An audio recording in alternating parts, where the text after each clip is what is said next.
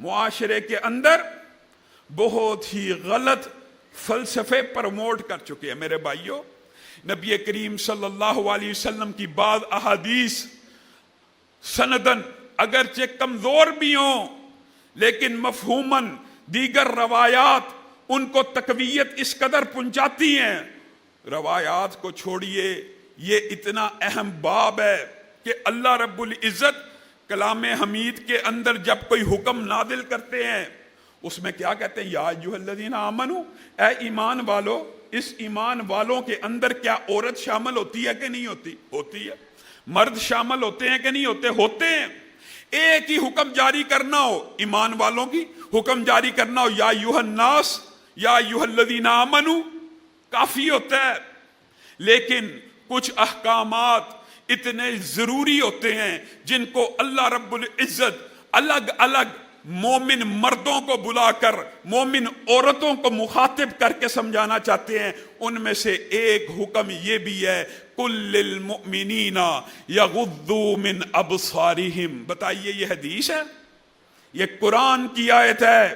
عصر حاضر کے اندر غامدی وغیرہ کے فتنے، شوشے متجددین، اصل میں مفکرین کا ایسا دور آ چکا ہے جنہوں نے آپ کے اور میرے ذہن میں الحاد کے فتنے کے ایسے بیج بوئے ہیں، ہمیں سمجھ ہی نہیں آتی۔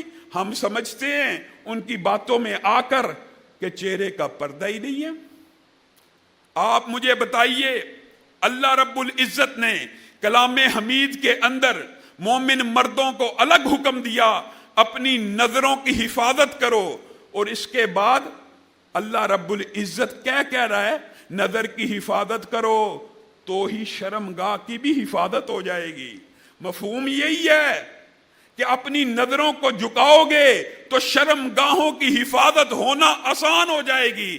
حکم اتنا شدید ہے، اللہ نے کہا کہیں مومن عورتیں اس بات سے غافل نہ ہو جائیں۔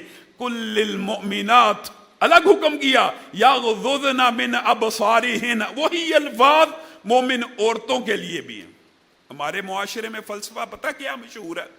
مرد تو غیر محرم عورت کو نہ دیکھے، لیکن عورت غیر محرم مرد کو دیکھی چلی جائے، کوئی حرج نہیں۔ گھر کے اندر عورتیں افطاری اور سحری کے وقت میں ڈرامہ دیکھ لیں، خامدوں کے دل کے اوپر بھی کوئی چوٹ نہیں پڑتی، بھائیوں کے دل کے اوپر بھی کوئی چوٹ نہیں لگتی، باپوں کے دل کے اوپر بھی کوئی چوٹ نہیں لگتی۔ اچھا بیٹی ہے ڈرامے دیکھ رہی ہے، کوئی حرج نہیں۔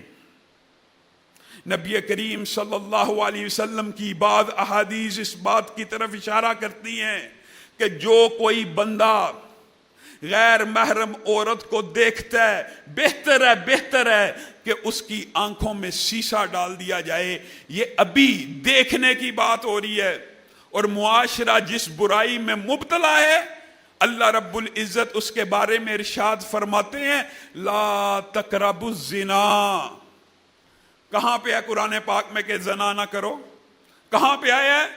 اللہ رب العزت نے تو کلام حمید میں کہا لا تقربوا الزنا، زنا کے قریب بھی مت جاؤ، انہ کان فاحشہ۔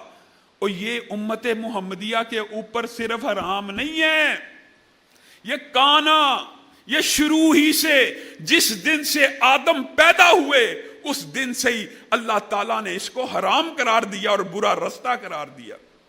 لا تقربوا الزنا، زنا کے قریب نہیں جانا۔ کہاں پہ لکھا ہے زنا نہیں کرنا؟ زنا کے قریب نہیں جانے سے مراد پتہ کیا ہے؟ غیر محرم کو نہیں دیکھنا، موسیقی نہیں سننی، اس سے گفتگو نہیں کرنی، اس سے دوستی نہیں بڑھانی، اس سے پینگے نہیں بڑھانی، اس سے مصافحہ اور اس کو ہاتھ نہیں لگانا۔ زنا کا جو جرم ہے وہ تو اتنا شدید ہے، وہ ایک لمبا موضوع ہے۔ زنا کا جرم کس قدر خوفناک ہے اور اس کے عذاب کتنے شدید ہیں، یہ ایک الگ موضوع ہے۔ اللہ رب العزت تو اس کے مقدمات سے، اس کے دباچے سے بچنے کا حکم دے رہا ہے۔ کوئی بندہ کسی غیر محرم کو چھو لے، صرف ہاتھ لگائے، میری بہنیں بیٹیاں، میرے نوجوان بیٹے ان حدیثوں کو غور سے سنیں۔ بعض لوگ کہیں گے جی حدیث کے اندر کلام ہے، کلام ہے بعض روایات کے اندر، لیکن اللہ کی قسم مفہوم کے اعتبار سے احادیث یہ ساری کی ساری درست ہیں، کیونکہ قرآن پاک کی تائید اور دیگر احادیث ان کو شواہد فراہم کرتی ہیں، جس کی وجہ سے یہ حدیثیں قابل حجت ہو جاتی ہیں۔ نبی کریم صلی اللہ علیہ وسلم آپ کو اور مجھے نصیحت کرتے ہوئے کہہ رہے ہیں، کسی غیر محرم کو چھونے سے بہتر ہے کہ تم اپنے سر کے اوپر ایک کیل رکھو اور ہتھوڑی لے کر وہ کیل ٹھونک لو۔ آپ بتائیے، کیا کیل دماغ پہ رکھنے کے بعد کوئی بندہ اس کو ٹھونک دے وہ زندہ بچ سکتا؟ نہیں بچ سکتا۔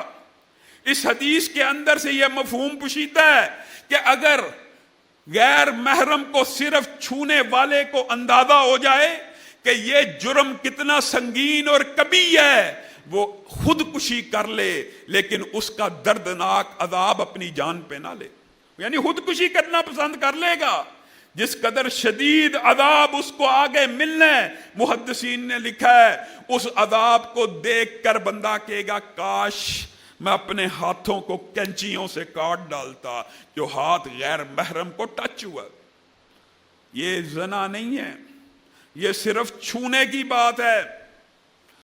أضفيت على الحسن العبقى فالورد تضوى واعتنقى حسن يا